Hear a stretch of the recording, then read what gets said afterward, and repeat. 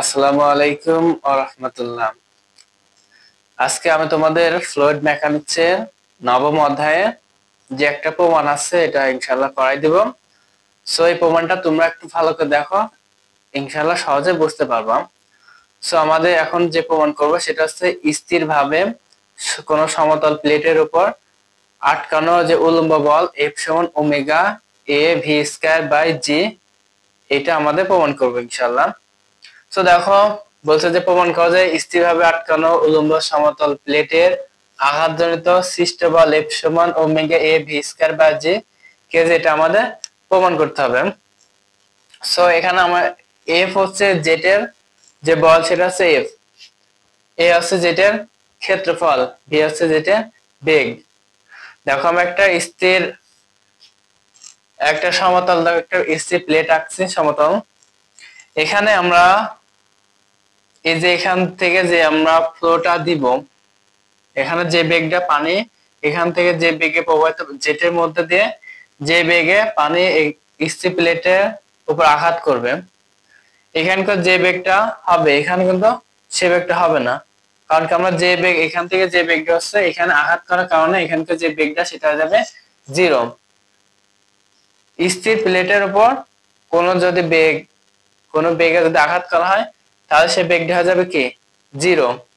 Suppose ধরো আমরা যখন কোন একটা মোটর দিয়ে যখন আমরা পানি দিই, তখন যদি আমরা পানির যে পাইপের যে বেগটা হয় সেটা যখন কোনো ওয়ালে যদি ওয়ালে আমরা ওই বেগটা নিক্ষেপ করি পানিটা, তাহলে প্রথমে যে বেগে বের হবে এই ওয়ালে লাগানোর পর কিন্তু সে বেগটা থাকবে না, কি হয়ে যাবে জিরো হয়ে যাবে।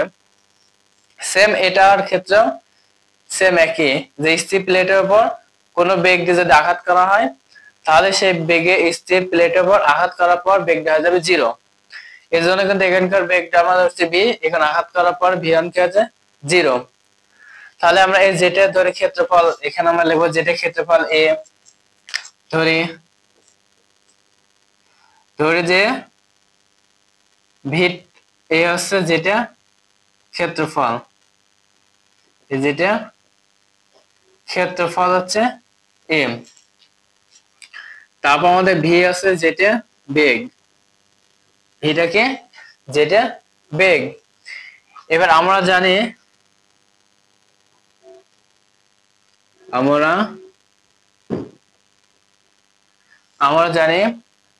কোন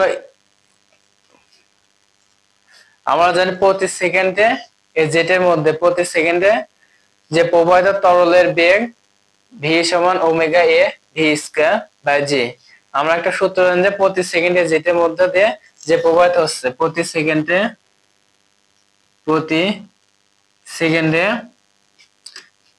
প্রবাহিত তরলে বেগ ভি সমান প্রতি সেকেন্ডে প্রবাহিত তরলের ভর, প্রতি সেকেন্ডে এর মধ্যে যে তরল প্রবাহিত হচ্ছে তার ভর আছে omega A V by g এত kg. Omega A V by g এত কেজি প্রতি সেকেন্ডে যেটার মধ্যে দিয়ে যে তরল প্রবাহিত আছে তার ভর হচ্ছে omega A V by g এত কেজি। এবার আমরা যেহেতু প্লেটটি কি স্থির না, যেহেতু প্লেটটি স্থির যেহেতু প্লেটটি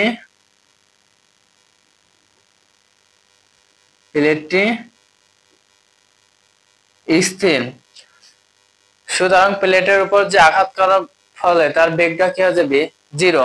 যেহেতু আমরা লিখতে পারি যেহেতু প্লেটটি স্থির সেহেতু আঘাত করার পর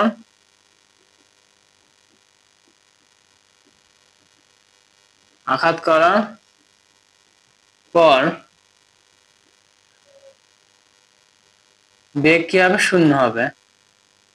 যেহেতু আমরা স্থির প্লেটের উপর যখন আঘাত করব কোন বেগে, তাহলে আঘাত করার পর বেগটা কি হয়ে যাবে শূন্য। তাহলে আমরা জাস্ট সেই কথাটা লিখলাম যে যেহেতু প্লেটটি স্থির সেহেতু আঘাত করার পর বেগ শূন্য হবে, বেগ কি হবে শূন্য হবে। এবার এবার আমরা লিখতে পারি যে জেড কর্তৃক এই জেড কর্তৃক প্লেটের উপর যে বলটা যে বল সেটা আমরা এফ ধরলাম, যে জেড কর্তৃক প্লেটের উপর, এবার আমরা লিখতে পারি জেড কর্তৃক প্লেটের উপর আঘাত করার পর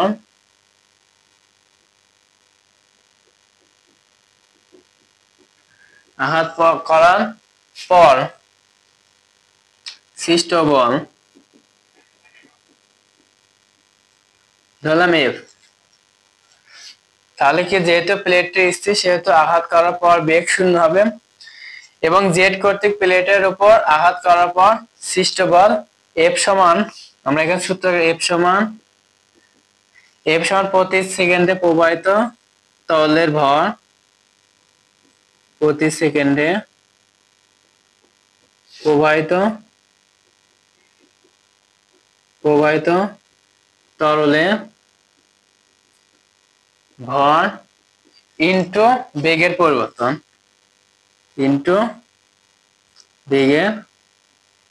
পরিবর্তন, এটা আমাদের সূত্র, যে এফ সমান প্রতি সেকেন্ডে প্রবাহিত তরলের ভর ইনটু বেগের পরিবর্তন।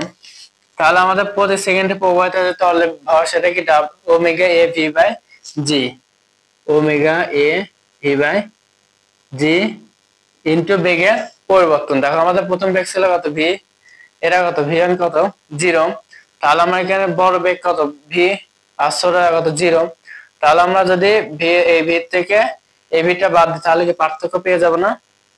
ওকে দেখো তাহলে আমরা লিখতে পারি যে ভি মাইনাস ভি ওয়ান, তাহলে ওমেগা এ ভি জি, তাহলে এখানে ভি ওয়ান এর মানে কত 0, তাহলে omega A V by 0 into V, এটা আমরা এখানে করে দাও। তাহলে ওমেগা এ, দেখো এটা গুণ অবস্থা আছে, ভি আর ভি গুণ করলে কি হবে ভি স্কয়ার, তাহলে omega A v square by G, omega A v square by জি।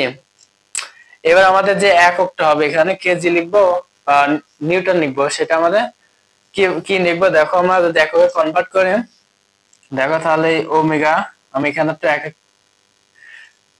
আমাদের এখানে হবে কেজি, হ্যাঁ কেজি কিভাবে আসলে দেখো, আমরা একটু এককটা কনভার্ট করি ওমেগা এ ভি বাই জি, তাহলে ওমেগা সমান কি জানি রো জি, এ আছে ভি আর নিচে কত জি, এই জি কাটা যায় থাকে রো এ, এটা কত ভি স্কয়ার, সরি এটা ভি স্কয়ার, তাহলে ও রো এর একক আছে KG per metre cube into এর এককে মিটার স্কয়ার, ভি এর এককে মিটার পার সেকেন্ড, যেহেতু অল স্কয়ার আছে আমি অল স্কয়ার দিলাম। দেখো এবার এখানে মিটার স্কয়ার এখানে মিটার কিউব কেটে গেলে একটা মিটার থাকে, এখানে মিটার স্কয়ার কেটে গেলে একটা মিটার, তাহলে KG metre per second square সমান কি নিউটন লেখা যায় না, কেজি পার মিটার স্কয়ার সমান কি নিউটন। এই নিউটন থেকে আমরা যখন কেজিতে আনবো তখন কি আমরা জি দ্বারা ভাগ করব, তাহলে আমাদের আসবে কি কেজি, তাহলে আমরা সে জি দ্বারা ভাগ করছি আর আমরা কি করলাম কেজিতে আনলাম। সো আশা করছি তোমরা প্রমাণটা বুঝতে পারছো। এবার আমরা